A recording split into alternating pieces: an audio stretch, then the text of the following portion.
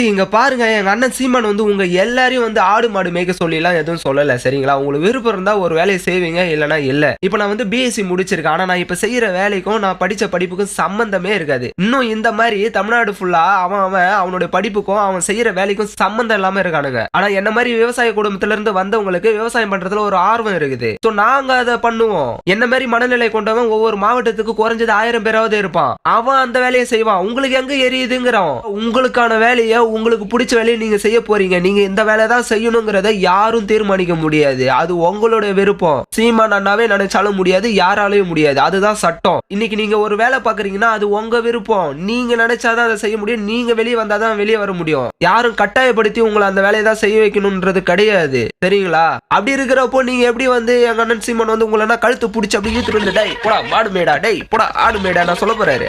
விருப்பம் இருந்தா செய்ய போறீங்கப்பா, ஓபன் பண்ணி விடுவாரு, விருப்பப்பட்டவங்க சேர போறாங்க, அதெல்லாம் ரெடியா இருப்பாங்க. நீங்க பண்ண வேணாம். நீங்களாம் எவ்வளவு பெரிய ஆளுங்க, நீங்களாம் எவ்வளவு ராஜ பரம்பரை, ஜமீன் பரம்பரை, நீங்களா போய் ஆடு மாடுலாம் வந்து, நீங்களாம் பெரிய ஆளுங்க. இவரை தெரியல, இவரை தெரியலையே. இவர்தான் பிரிட்டிஷ் இளவரசர் சார்லஸ். நீங்களா எவ்வளவு பெரிய ஆளுங்க, நீங்களா இந்தியாவோட பிரசிடென்டா வர்றதுக்கு முயற்சி பண்ணிட்டு இருக்கீங்க. உங்களை போயிட்டு ஆடு மாடுலாம் அப்படிலாம் உங்களை சொல்லல சரியா? இன்னொரு விஷயம், இந்த கணவனை இழந்த பெண்கள்